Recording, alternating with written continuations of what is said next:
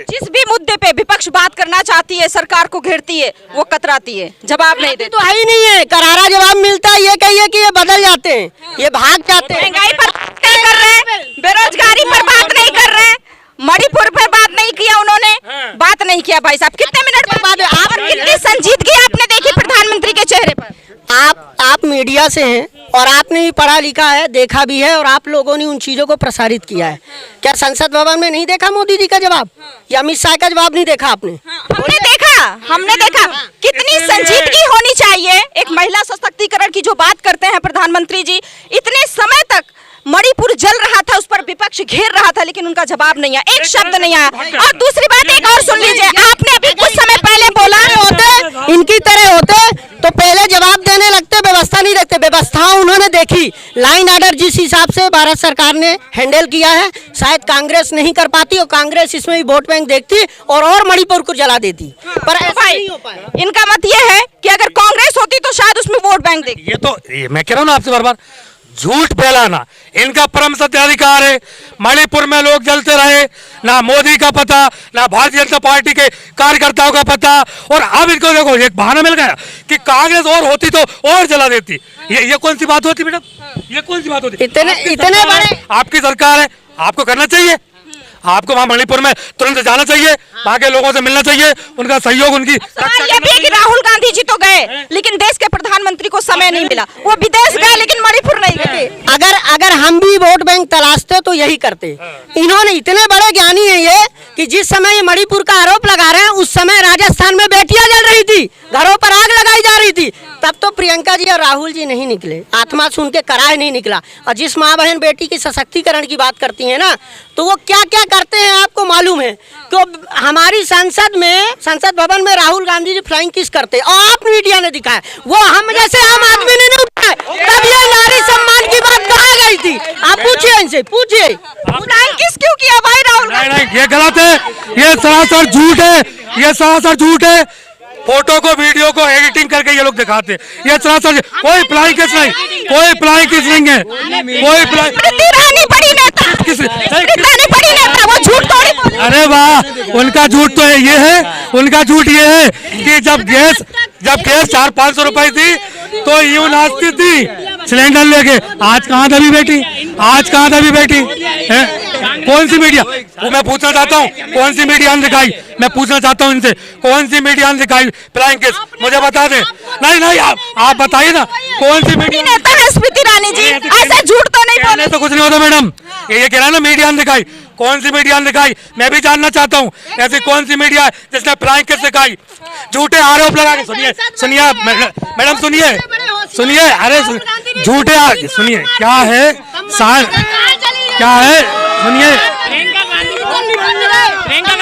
कहाँ गई थी बताइए, कहाँ गई थी? तब उनको बोलना चाहिए था कि किस किया प्रियंका को, अपनी बहन को किस करना, कहाँ से गलत हो गया भाई साहब? खुले मंच पे नहीं, ये मर्यादा नहीं बोलती, नहीं मर्यादा ये नहीं बोलती। खुले मंच पे आप पूरी पब्लिक के सामने गले लगा के किस करो? भाई बहन के रिश्ते पे इस तरह सवाल उठाना यार, ये शोभा नहीं देता है, ये शोभा नहीं देता। मेरा कहना ये भारतीय संस्कृति में ये आज तक नहीं देखा कि मंच पे इस तरह की भारतीय संस्कृति में नहीं देखा। आप बताओ। नहीं, भारतीय संस्कृति कौन किसने कहा? और मुद्दों से किसी को मतलब नहीं है, नारी शक्ति से किसी को मतलब नहीं है।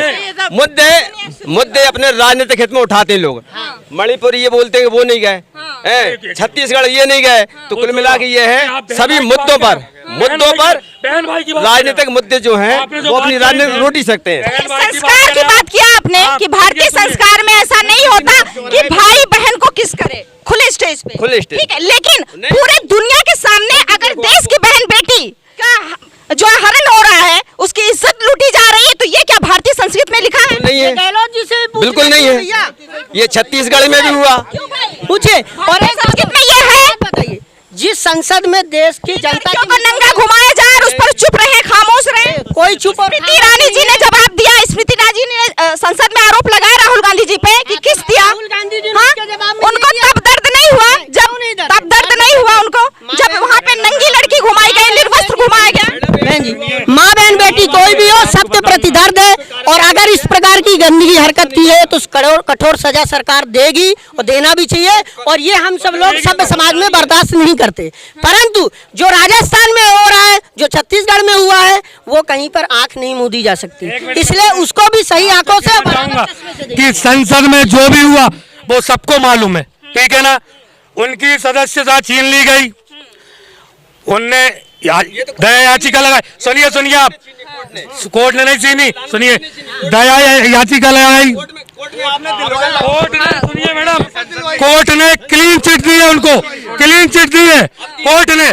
सदस्यता छीनना इनका काम, क्योंकि वो जनता के लिए लड़ता था, और ये जो लड़ने वाला व्यक्ति होता है, जो जनता के लिए साथ खड़े होने वाला व्यक्ति होता है, उनको ये गिराने का सोचते, क्योंकि मनमोहन सिंह ने अध्यादेश जारी किया था, वो फाड़ दिया था।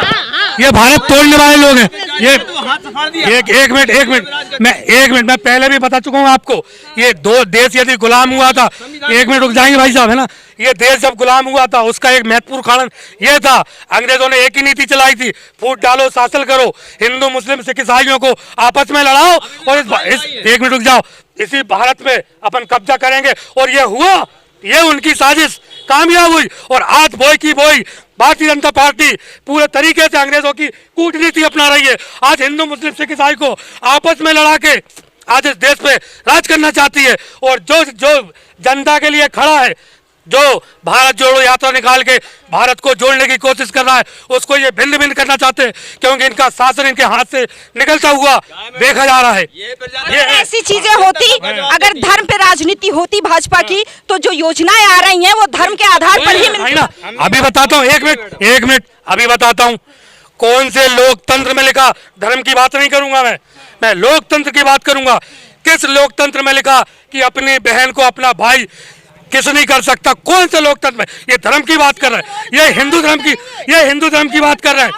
लोकतंत्र में नहीं लिखा ये लोग। और कौन से लोकतंत्र में लिखा कि मांस मछली नहीं खाई जा सकती? ये कह रहे थे ना, मांस मछली खा रहा है अपनी सावन की बहनों में, अपनी बहनों को मांस मछली। अरे कौन से लोकतंत्र में?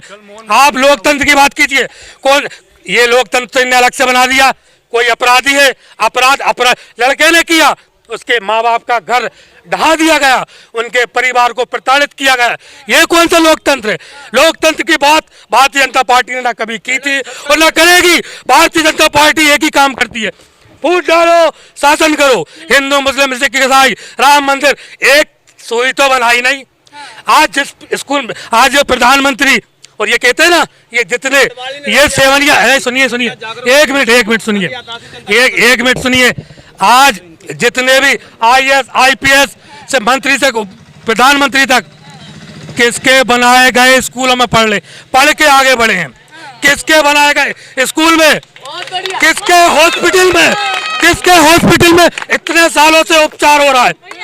किसके? चंद्रयान 3 तक पहुंची है। अरे चंद्रयान 3 तक पहुंची है सरकार में, हिंदुस्तान चांद पर पहुंच गया। अरे मैडम, आने वाले समय में क्या ये लोग बोलेंगे, हम बोलेंगे कि हमारा काम है?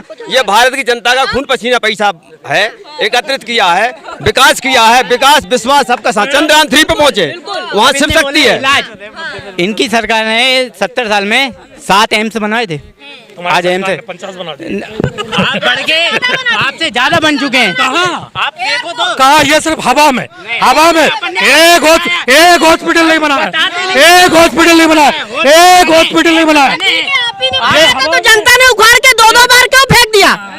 मध्य प्रदेश में 3 बार तो बड़ा है, सवाल तो बड़ा है। अगर काम इतना किया है तो फिर जनता ने नकार क्यों दिया? मेरे को ये बहुत ये इन लोगों की बात मुझे बहुत अच्छी लगी। देखिए आप सुनिए, आप इनके वर्ड सुनिए कि 70 साल में जनता ने कांग्रेस को निकाल के फेंक दिया। अरे 70 साल राज किए उसने, 70 साल जनता की सेवा करी है। तुम्हारा तो 15 साल में पतन कर दिया कांग्रेस ने, है पतन कर दिया 15 साल में। 15 छोड़ के भाजपा छोड़ के इधर आ रहे हैं, एक कांग्रेस में मिल रहे हैं, भाजपा छोड़ के पूरे MP में अभी देख लो, एक आ रहा है, सब दौड़ लगा रहे हैं।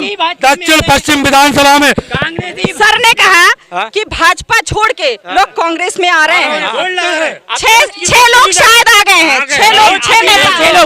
पहले इसके पहले कितने विधायक सांसद बीजेपी में आए थे, तब वो नहीं बताओगे कि कांग्रेस भी जा रही है बीजेपी में, तब नहीं बताएंगे आप लोग। आपने तो सरकार ही गिरा दी थी भाई, खरीद के पैसे से 35 करोड़ दे के 35 करोड़ दे के विधायक खरीदे।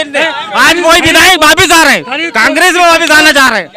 कांग्रेस सरकार जो है अपनी जनता की उस पर खरी नहीं उतरी नीतियों पे, तो क्या होता जो जनप्रतिनिधि थे। जो गोविंद सिंह तुम्हारा क्या नाम से अपने खुराई का विधायक कि सारे पैसे लेके और बीजेपी में चले गए हैं, सबूत नहीं और क्या है भाई, हम लोगों ने सबूत है, मुंह से सबूत दिखाइए कोई। आम जनता ने पिलाई जाम है, छापा डाल दिया था जब दुनिया को मालूम है 2.5 साल की उसमें।